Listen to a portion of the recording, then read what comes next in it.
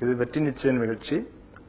இன்றைய நிகழ்ச்சியில் இயற்பியல் பாடம் குறித்தும் இயற்பியல் பாடத்தில் அதிக மதிப்பெண்கள் பெறுவது பற்றியும் இயற்பியல் தேர்வை பயமில்லாமல் எழுதுவது குறித்தும் அதற்கான குறிப்புகள் தர இருக்கிறோம்.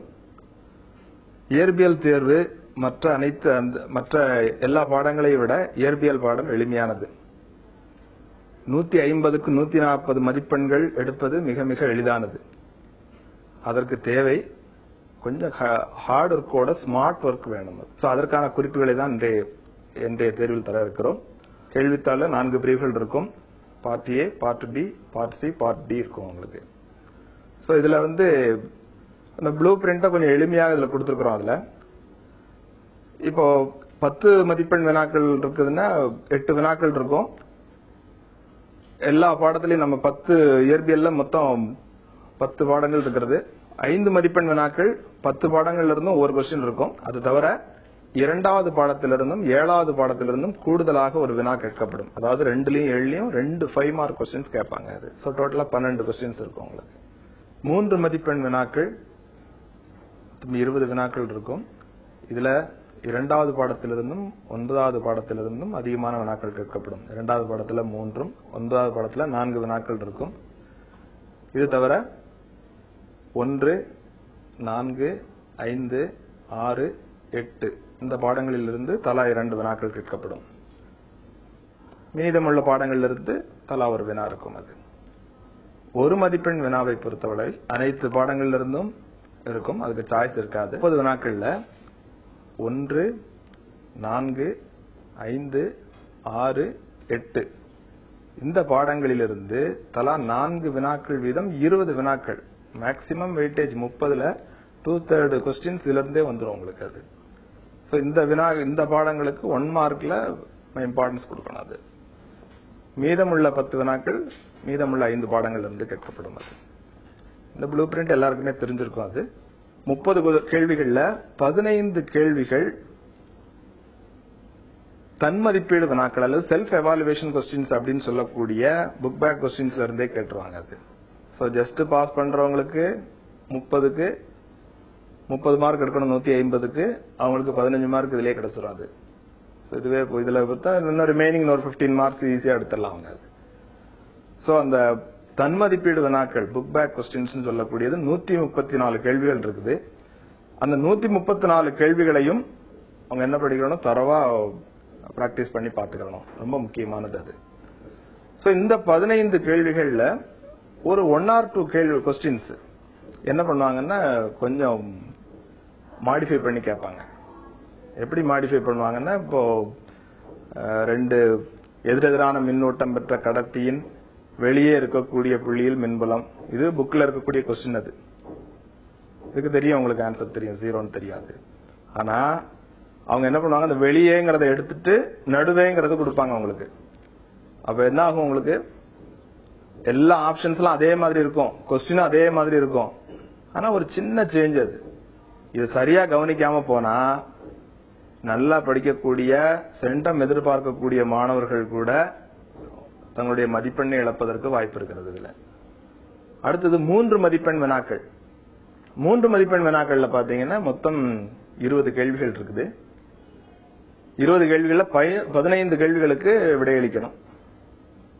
5 சாய்ஸ் இருக்கு இதுல நமக்கு. ஆனா அதுல 15 கேள்விகள் தியரி கொஸ்டினாவும் 5 கொஸ்டின் ப்ராப்ளமாவும் கேட்பாங்க. அதுல 15 தியரியும் 5 ப்ராப்ளமும். அது நம்ம படிச்ச 15 தியரி கொஸ்டினுமே ப்ராப்ளம் அட்டன் பண்ணாம இதுல பண்ணிடுவோம்னா அது முடியாது சமயத்துல. ஏன்னா 15 தியரி கொஸ்டின் நமக்கு தெரியாம போயிடும். அது 1 or 2 ப்ராப்ளம் கண்டிப்பா அட்டன் பண்ணி ஆகணும். அது அதுக்கு ப்ரிப்பேர்டா வந்துடணும் நம்ம. அது போக that will save time also. அது இந்த மாதிரி ப்ராப்ளம் அட்டன் பண்றப்போ நமக்கான நேரத்தை பெருமளவு குறைக்கும். அது இப்போ இந்த 15 கேள்விகள்ல எந்த பாடத்துக்கு முக்கியத்துவம் கொடுக்கணும், 2வது பாடத்திலிருந்து 3 கேள்விகள், 9வது பாடத்திலிருந்து 4 கேள்விகள். இது ரெண்டுலயும் நீங்க 15ல எழுதக்கூடிய கேள்விகள்ல கிட்டத்தட்ட பாதி இதுலயே வந்துருச்சு. 7 கேள்விகள் இந்த 2 பாடத்தையும் படிச்சாலே வந்துடும். அது பட் 2வது பாடத்துல 3 கேள்விகள்ல 1 ப்ராப்ளமா இருக்கும். அது மாதிரி 9th லெசன்ல 1 ப்ராப்ளம், 4 கொஸ்டின்ல 1 ப்ராப்ளமா இருக்கும். அது இல்லாம டிரான்சிஸ்டர் கான்பிகரேஷன் அந்த டயக்ராம் கேட்கலாம். அது சர்க்கியூட் டயக்ராம் தொடர்பான ஏதாவது கேள்விகள் கேட்கலாம் அதுல. சோ அந்த கேள்விகளும் ப்ரிப்பேர் பண்ணிக்கிறோம். அது பண்ணும் பொழுதே அதற்கு அது தொடர்பான கேள்விகளுக்கும் தயார் பண்ணிக்கிறோம். அது சோ அப்போ 2வது பாடத்திலையும் 9வது பாடத்திலையும் 7 கேள்வி வந்து 2 சேர்ந்தே. அது ரிமைனிங் நீங்க எதுக்கு இம்பார்ட்டன்ஸ் கொடுக்கணும்னு பாத்தீங்கன்னா 1, 4, 5, 6, 8 இந்த பாடங்கள்ல இருந்து தலா 2 கேள்விகள் இருக்கும். மொத்தம் 10 கேள்விகள் வந்துடும். சோ 10, 7, 17 கேள்வி ஆச்சு. மீதமுள்ள பாடங்கள்ல இருந்து தலா ஒரு கேள்வி இருக்கும். சோ டோட்டலா 20 கொஸ்டின்ஸ். சோ இந்த 20 கொஸ்டின்ஸையும் 20ல 15 எழுதுவது ரொம்ப ஈஸியானது. இதுல முக்கியமான பகுதி என்னன்னா ரூல்ஸ், லாஸ், டெஃபினிஷன்ஸ், விதிகள், வரையறைகள் எழுதும் பொழுது நான் சொந்தமா எழுதுறேன் அப்படின்னு சொல்லிட்டு அதை மாத்தி எழுத முடியாது. அதனுடைய தன்மை மாறாமல் அப்படியே எழுதணும். அது புக்ல இருக்கிற மாதிரியே எழுதணும்ங்கிறது ஒண்ணு. பட் அதனுடைய மீனிங் மாறாம, விதியை மாத்த முடியாது, ரூலை மாத்த முடியாது யாரும். சோ அதை நம்ம சொந்த நிலையில எழுதும் பொழுது ஏதாவது ஒரு தவறு வந்துருச்சுன்னா முழுமையான மார்க், அது முழுமையா மார்க் போயிடும். அது ஓம்ஸ்ல எழுதுறீங்க, ஒரு வரி கூட அதுல மாத்த முடியாது. At constant temperature steady current flowing through the conductor is directly proportional to the potential difference between the ends of the conductor. இதுல ஸ்டெடி கரண்ட் இருக்கணும், அட் கான்ஸ்டன்ட் டெம்பரேச்சர் இல்லன்னா அரை மார்க் குறைக்க சொல்லிடுறாங்க. வேற ஏதாவது தவறா எழுதினீங்கன்னா முழு மதிப்பெண்ணுமே போயிடும். அது இதுல ஒரு என்ன எதுன்னா உங்களுக்கு அந்த ஃபார்முலா எழுதுனீங்கன்னா உங்களுக்கு அதுக்கு ஒரு மதிப்பெண் கிடைக்கும். For example V is equal to IR அல்லது I proportional to V, அந்த மாதிரி அதுக்கு உண்டான ஃபார்முலா மட்டும் எழுதுனா ஒருவேளை அந்த ஸ்டேட்மெண்ட் தவறா இருந்தா கூட அதுக்கு ஒரு மதிப்பெண் கிடைக்க வாய்ப்பு இருக்குது. அதனால அது முழுமையா இந்த மாதிரி விதிகள், வரையறைகள் இதெல்லாம் எழுதும் பொழுது எதுவும் மாறாமல், அதனுடைய தன்மை மாறாமல் பாத்துக்கிறோம். 3 மார்க் கொஸ்டினை பொறுத்தளவுல அது மாதிரி பண்புகள் எழுதும் பொழுது 3 பண்புகள் எழுதணும். ஒரு பண்புக்கு ஒரு மார்க். அது இப்ப அதுல ஏதாவது ஒண்ணு தப்பாச்சுன்னா அந்த ஒரு மார்க் தான் போகும். அது மொத்தம் முழுமையா போகாது. ஆனா விதிகள்ல இது எழுதும் பொழுது முழுமையா என்ன செஞ்சிடும், மதிப்பெண்கள் போயிடும். சோ அதுல ரொம்ப கேர்ஃபுல்லா இருக்கணும். அது இதை தவிர இப்ப ப்ராப்ளம்ஸ்னு பாத்தீங்கன்னா அதுல அடிக்கடி முக்கியமா கேட்கக்கூடிய ப்ராப்ளம்ஸ் ஒரு 5-6 ப்ராப்ளம் இருக்கும். அது பல முறை கேட்டிருக்காங்க. அது அதுல இருந்து 1 or 2 நமக்கு வந்துச்சுனாலே ஈஸியா மார்க் ஸ்கோர் பண்ணிடலாம். அது நீங்க தியரியில விட்ட கொஸ்டின் அதுல பிடிச்சிடலாம். அது சோ அதற்கான சமன்பாடுகள் இங்கே கொடுக்கப்பட்டிருக்கிறது. E is equal to minus BLV induced EMF calculate பண்ற கொஸ்டின். அதே மாதிரி ஃபீட்பேக் கொஸ்டின் 9th லெசன்ல feedback AF is equal to A by 1 plus A beta அந்த கேள்வி அது தொடர்பான அந்த மாதிரி ஒரு 4-5 ஃபார்முலா உங்களுக்கு கொடுத்திருக்கோம், முக்கியமான ஃபார்முலா. அது சோ அதை பாத்தீங்கன்னாலே உங்களுக்கு தெரியும். அது அடிக்கடி அந்த ஃபார்முலா மட்டும் அட்லீஸ்ட் அது தொடர்பான கணக்குகளை இன்னைக்கு செஞ்சிடலாம், பார்த்துட்டு போகலாம். அது மாதிரி விதிகள் எழுதும் போது இன்னொரு விஷயம் சொல்லணும்னு நினைச்சேன். பிளமிங்குடைய இடதுகை விதி இருக்கு, வலக்கை விதி இருக்குது. இடக்கை விதியில நம்முடைய அவுட்கம் என்னன்னா direction of the motion of the conductor அல்லது ஃபோர்ஸ் ஆன் த கண்டக்டர். ஆனா வலக்கை விதியில அதனுடைய ஃபைனல் அவுட்கம் என்னன்னா அதுல என்ன கண்டுபிடிக்கணும்னா direction of the induced current. இதுல இந்த ஆர்டரை மாத்தாம எழுதணும். அது ஒரே மாதிரியா நம்ம ஏதாவது magnetic field, current, motion of the conductor மூணையும் எந்த ஆர்டர்னாலும் மாத்தி எழுதக்கூடாது. அது எந்த விதி கேட்டிருக்குதோ அதற்கான ஆர்டர்ல கரெக்டா எழுதணும். அது எழுதலைனா கூட உங்களுடைய மதிப்பெண்களை இழப்பதற்கு வாய்ப்பு இருக்கிறது. இப்ப 5 மதிப்பெண் வினாக்கள்ல பாத்தீங்கன்னா உங்களுக்கு முக்கியமான பகுதி என்னன்னா 12 கொஸ்டின் இருக்கும். அதுல 7 கொஸ்டின் எழுதி ஆகணும். 7ல 1 கம்பல்சரி ப்ராப்ளம். அது எல்லாருக்கும் இருக்கக்கூடிய முக்கியமான கொஸ்டின் இதுதான். இந்த கம்பல்சரி ப்ராப்ளம் எதுல இருந்து கேட்பாங்க அப்படிங்கிறது தான். கம்பல்சரி ப்ராப்ளம் எதுல இருந்தாலும் கேட்கலாம், 10 பாடங்கள்ல எதுல இருந்தாலும் கேட்கலாம். இது சொல்றதுக்கு நீங்க எதுக்கு சார் அப்படின்னு கேட்கலாம். அது அப்படிதான் இருக்கணும். அது ஆனா கம்பல்சரி ப்ராப்ளத்தை பொறுத்தளவுல நமக்கு இதுவரைக்கும் கேட்கப்பட்டதை வச்சுட்டு சொல்றோம்னா 3வது பாடம், 5வது பாடம், 8வது பாடம் இந்த 3லயும் கொஞ்சம் கான்சென்ட்ரேட் பண்ணிக்கலாம். 3, 5, 8 இந்த 3 பாடங்கள்லயும் கொஞ்சம் இம்பார்ட்டன்ஸ் கொடுத்துக்கலாம். இது தவிர 2வது பாடத்திலிருந்தும் 7வது பாடத்திலிருந்தும் உங்களுக்கு 2 கொஸ்டின் கேட்கறாங்க, 5 மார்க் கொஸ்டின். சோ அதுல 1 ப்ராப்ளமா கேட்டுறாங்க சமயத்துல. சோ அதுல இருந்தும் இந்த கம்பல்சரி ப்ராப்ளம் வர வாய்ப்பு இருக்குது. இந்த 5 பாடங்களையும் பொதுவா நல்லா தயார் பண்ணிக்கிறது நல்லது. அது இந்த கம்பல்சரி ப்ராப்ளத்தை பொறுத்தளவுல ஒன்னு எக்ஸாம்பிள் இருந்து கேட்பாங்க, ஒன்னு எக்ஸசைஸ்ல இருந்து கேட்பாங்க. பட் ரெண்டுமே ஒரே லெசன்ல இருந்து தான் கேட்பாங்க. சோ அதனால நம்ம எதையுமே மிஸ் பண்ணாம போகணும்னா இந்த கம்பல்சரி ப்ராப்ளம் கண்டிப்பா அட்டன் பண்ணி ஆகணும். முழு மதிப்பெண் எடுக்கணும்னா இதை அட்டன் பண்ணி ஆகணும். அது சோ அது கொஞ்சம் ப்ரிப்பேரா இருந்துக்கிறணும். அது இல்லாம மற்ற ப்ராப்ளங்களும் இருக்குது. கம்பல்சரி இல்லாம வேற தியரி இல்லாம மற்ற ரெண்டு ப்ராப்ளம் கேட்பாங்க. அது சோ அதுக்கும் நீங்க இது பண்ணிக்கலாம். டைம் சேவ் பண்றதுக்காக இதை பயன்படுத்திக்கலாம். ஏன்னா ஒரு தியரி கொஸ்டின் எழுதணும்னா டயக்ராம் எழுதணும், சமன்பாடு எழுதணும், டிஸ்கிரிப்டிவ் பார்ட் எழுதணும். சோ இதெல்லாம் கொஞ்சம் உங்களுக்கு சேவ் ஆகும். அது இந்த பகுதி அதுக்கு நீங்க என்ன செஞ்சுக்கலாம், பயன்படுத்த டைம் சேவ் பண்றது அப்படிங்கிற கான்செப்ட்ல இதை பயன்படுத்திக்கலாம். அதே மாதிரி ஒரே மாதிரியான பண்புகள் வரக்கூடிய சில இது கேத்தோட் ரேஸ் இருக்குது, கேனல் ரேஸ் இருக்குது. இது ரெண்டுக்கெல்லாம் travel in straight line, affect photographic plates, they produce ionisation. So இதெல்லாம் சேம் ப்ராப்பர்ட்டி. எக்ஸ்ரேஸுக்கும் இதே தான். Cathode rays, canal rays, X ray rays எது கேட்டாலும், எதுக்கு ப்ராப்பர்ட்டி கேட்டாலும் இந்த மூணையும் அப்படியே எழுதிடலாம். எந்த இதுவும் இல்லாது. சோ நான் அடிஷனலா கேத்தோட் ரேஸுக்கும் கேனல் ரேஸுக்கும் they affect, they produce fluorescence, they are deflected by electric and magnetic field, மின் மற்றும் காந்த புலத்தால் விளக்கமடைய செய்யும். இதை கூட அழகா எழுதிடலாம் நீங்க. சோ இந்த மாதிரி ஒரே மாதிரியான பண்புகள் வரத அழகா இது பண்ணி வச்சுக்கலாம். நீங்க கொஞ்சம் சின்ன சின்ன வேறுபாடுகள் இருக்கும். சோ அதை மட்டும் நீங்க இது பண்ணிடலாம். அது ஆல்பா பீட்டா காமாக்குள்ள வேறுபாடு. சோ இதெல்லாம் கொஞ்சம் வரிசைப்படுத்தி படிச்சா படிக்கிறதுக்கு எளிமையா இருக்கணும். அடுத்து 10 மதிப்பெண் வினாக்கள் பாத்தீங்கன்னா 8 கொஸ்டின் கேட்டு 4 கொஸ்டின் ரொம்ப தாராளமா இருக்கு நமக்கு. அது ஓபன் சாய்ஸ். உங்களுக்கு ஏதாவது 4 பாடத்தை படிச்சா போதுமா சார்? படிக்கலாம். பட் 4ஐயும் தரவா படிக்கணும். எல்லா கொஸ்டினும் படிக்கணும். எதுக்கு எழுப்பாங்கன்னு தெரியாது. அதிக மதிப்பெண் எடுக்கணும்னு நினைக்கிறவங்க எல்லாத்தையும் படிச்சுக்கணும். பட் சில பாடங்களுக்கு முக்கியத்துவம் கொடுத்து நல்ல தயார் பண்ணி வச்சுக்கிட்டோம்னா அதிகமான மதிப்பெண்கள் வேகமா எழுதிடலாம். டைம் சேவ் பண்ணிடலாம் நம்ம. For example first lesson, 4th lesson, 6 and 8, 1, 4, 6, 8 இந்த 4 லெசன்லயும் பாத்தீங்கன்னா 10 மார்க் கொஸ்டின்ஸ் தரவா ப்ரிப்பேர் பண்ணிட்டோம்னா 4 கொஸ்டினுமே எழுதிடலாம். அது அப்ப மத்த பாடத்தெல்லாம் விட்டுறதா? அப்படி இல்ல. அது மத்த பாடங்கள்ல அட்லீஸ்ட் கொஞ்சம் செலக்ட் பண்ணியா படிச்சுக்கணும். படிக்காம போயிடக்கூடாது.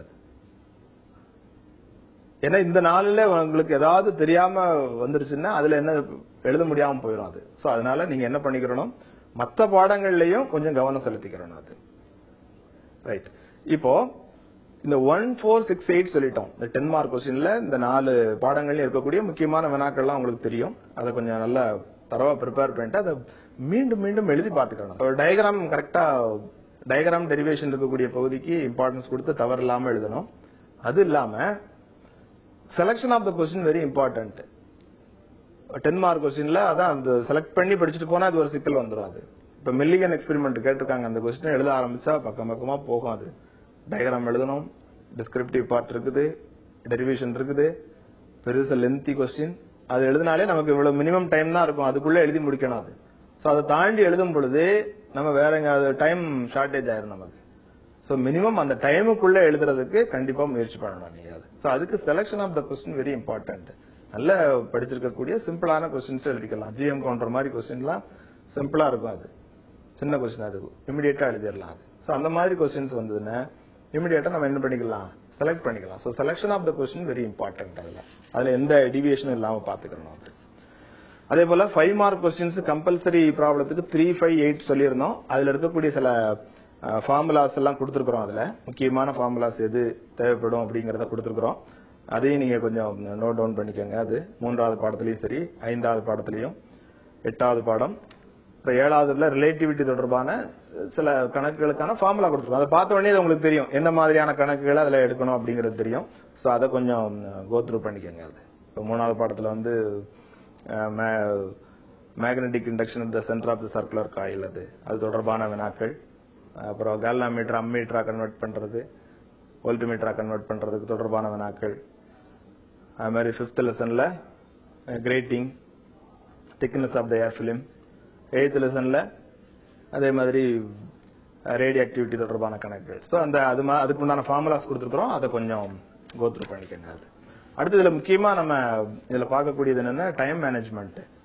இதுல எப்படி எதுக்கு எவ்வளவு டைம் ஒதுக்குறது? அது 1 மார்க் கொஸ்டின்ஸ் பொறுத்தளவுல ஏற்கனவே நமக்கு ஒரு 10 மினிட்ஸ் முதல்ல ரீட் பண்ண கொடுக்குறாங்க, அப்புறம் ஒரு 5 மினிட்ஸ் இன்ஸ்ட்ரக்ஷன் அந்த இதுல ஃபில் பண்றது கொடுக்குறாங்க. அது போக நமக்கு 180 மினிட்ஸ் இருக்குது. இந்த 180 மினிட்ஸ்ல 20 to 30 மினிட்ஸ் நீங்க என்ன பண்ணிக்கலாம், 1 மார்க் கொஸ்டின்ஸ் எடுத்துக்கலாம். அது நீங்க எப்படி எழுத போறீங்கிறத பொறுத்து இருக்கு. ஏற்கனவே அது பார்க்கும் பொழுதே நமக்கு ஆன்சர் சிலது தெரிஞ்சு வந்துடும். அப்பவே நோட் பண்ண ஆரம்பிச்சிட்டோம்னா நமக்கு இன்னும் இதுல டைம் சேவ் பண்ணலாம். அதனாலதான் 20 to 30 மினிட்ஸ் சொல்றேன். 3 மார்க் கொஸ்டின்ஸுக்கு 45 மினிட்ஸ் எடுத்துக்கலாம். 5 மார்க் கொஸ்டின்ஸ் 45 மினிட்ஸ் எடுத்துக்கலாம்.